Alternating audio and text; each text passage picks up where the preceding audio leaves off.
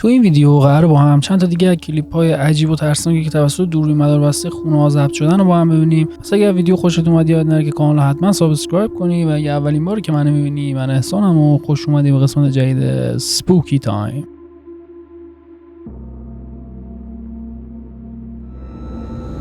ویدیو اول یه یادآوری بسیار واقعی و تلخه که خطر میتونه هر زمانی و تو هر مکانی شما رو تعقیب کنه، حتی تا در ورودی خونتون. و این میتونه یک درس باشه به ویژه برای زنان تا نسبت به محیط اطراف خودشون هوشیار باشن، مخصوصا قبل از اینکه در ورودی خونه رو باز کنن.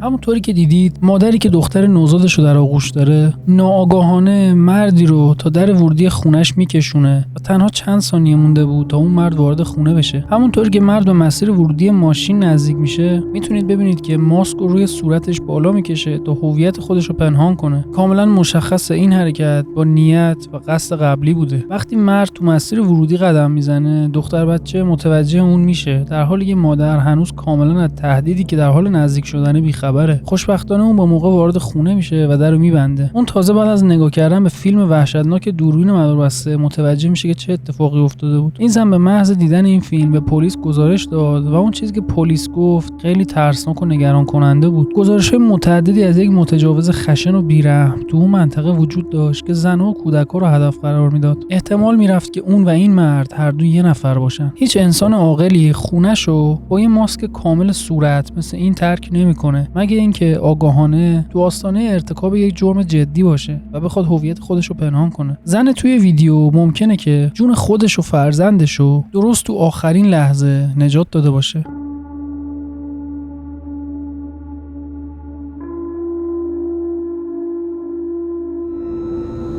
اگه هنوز متقاعد نشدی که این اتفاقات چقدر زیاد ممکنه رخ بده، این یکی هم یه ویدیو مشابهه. دختر جوونی که به نظر میرسه تو سن دانشگاهه به خونه میاد و وارد خونهش میشه. حتی 5 ثانیه هم از ورود اون به خونه نگذشته که دو مردی با هیکلای گنده پا روی ایوان میذارن و فرد جلویی بلافاصله تلاش میکنه که درو باز کنه.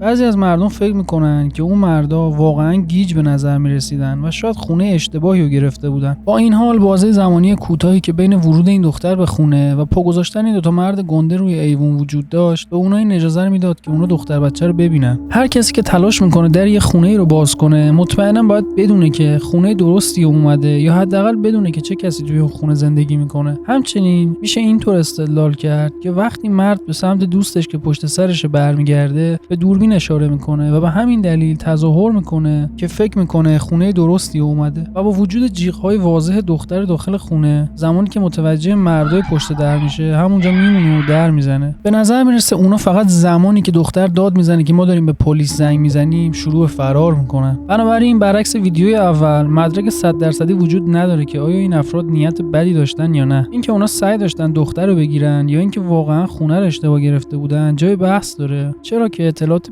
بیشتری درباره این ویدیو وجود نداره. حتی اگه حالت دوم هم باشه، رفتار این مردا حسابی مشکوک بوده.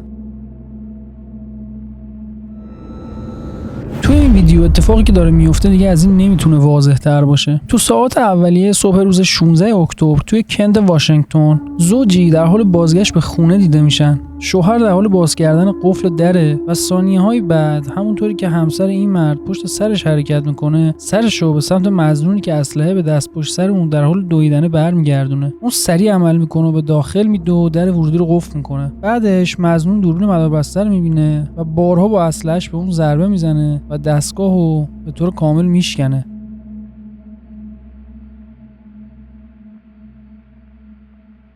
در این زمانه که میتونید متوجه مرد دومی هم تو اونجا بشید.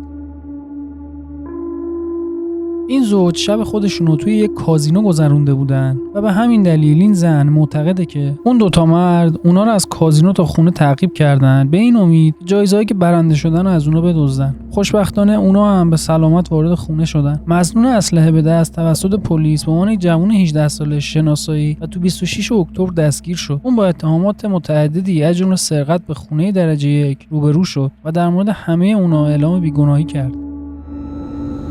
ویدیو بعدی که قراره با هم ببینیم انگار چیز ماورالطبیعی توش رخ میده. این ویدیو توسط دوربین امنیتی داخل خونه یک تیک تاکر به نام نولان بروکس در حالی که اون روی مبل خوابیده بود ثبت شده. تو ساعت 1:39 بامداد اون با باز شدن درای انباری و نوعی صداهای ترک خوردن یا کوبیده شدن که یا از داخل انباری یا از خود درا می اومد از خواب بیدار میشه.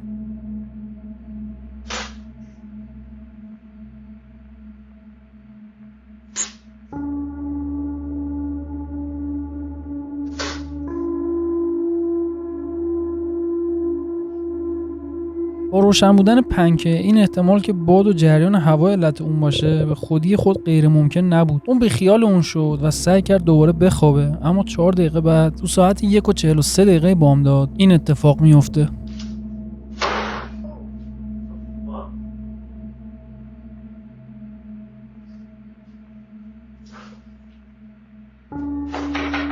یکی از درها به شدت و با شتاب بسته میشه و این رسما هر گونه احتمال اینکه جریان هوا علت حرکت درها باشه رو از بین میبره. میشه با اطمینان فرض کرد که اون بقیه شب و تو تخت خوابش خوابیده. ویدیو بعدی به جای ایوون جلوی خونه از داخل خونه ضبط شده و این میتونه روی یکی از بزرگترین ترس‌های خیلی از مردم دست بذاره و این همونه که وقتی خوابی یکی دور و برت پرسه بزنه. توی ویچیتا کانزاس دوربینای مداربسته خانواده ویدیوی وحشتناک و از یه غریبه ضبط کردن که حدود ساعت 2:30 بامداد یک شب جمعه مستقیما بالای سر آنیا رابینسون 15 ساله که خواب بود ایستاده بود. این فیلمی بوده که ضبط شده.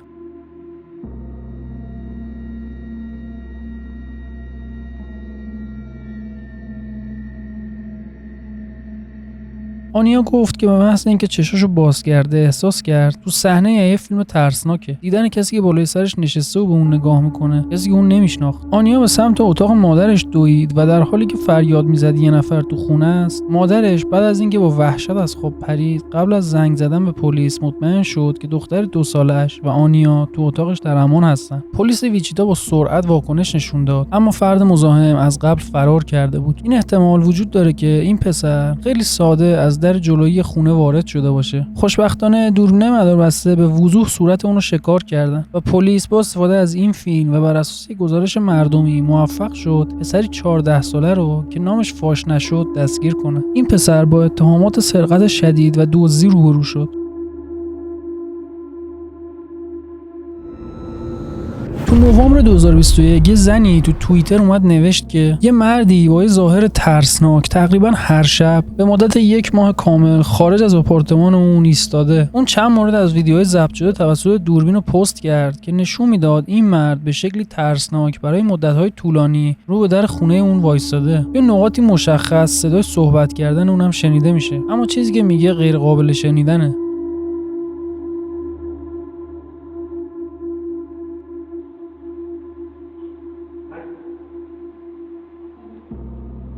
این زن بعد از اون که ظاهرا شکایتش توسط پلیس نادیده گرفته میشه به انتشار این موضوع تو توییتر متوسل شد.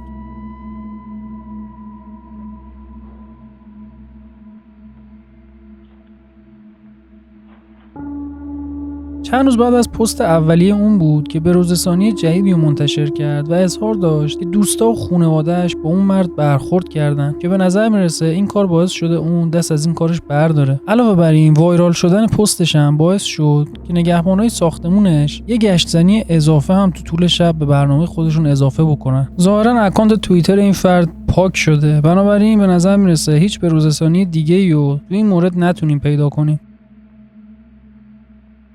خب قبل از اینکه بریم سراغ ویدیو آخر، می‌خواستم بگم که اگه سابسکرایب نکردی حتما سابسکرایب کن و اینکه من یه کانال تلگرام دارم که لینکش رو تو دیسکریپشن این پایین میذارم و تو کامنت اولم پینش میکنم. اگه عکس ترسناکی، ویدیو ترسناکی یا داستان ترسناکی واسهتون اتفاق افتاده دارید برام بفرستید، حتما توی ویدیو ازشون استفاده میکنم. ویدیو آخر درون مداربسته یکی از ساکنین الپاسو یه چیزی رو ضبط کرده که در ابتدا به نظر میرسه یه زنیه که در معرض خطره که نصف شب در خونه اونا رو میزنه و کمک میخواد، اما این ممکنه موقعیتی بسیار بدتر از اینا باشه.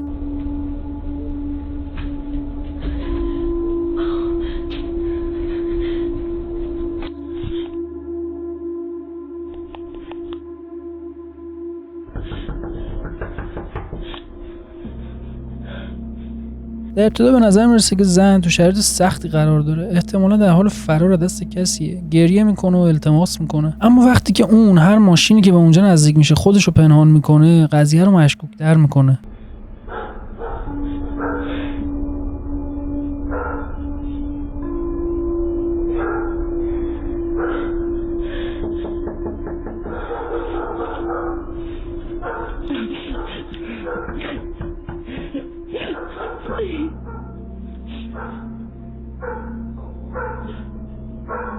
آیا اون دست شخص خاصی که اونو تعقیب میکنه داره قایم میشه یا سعی میکنه توسط هیچ آبری دیده نشه؟ بعد از اینکه چراغ محوطه ورودی همسایه روشن میشه، نور چراغای یه ماشین از سمت راست نزدیک میشه و اون دیده میشه که خیلی خونسرد و عادی دور میشه، احتمالاً برای اینکه سوار اون ماشینی که دیده نشده بشه.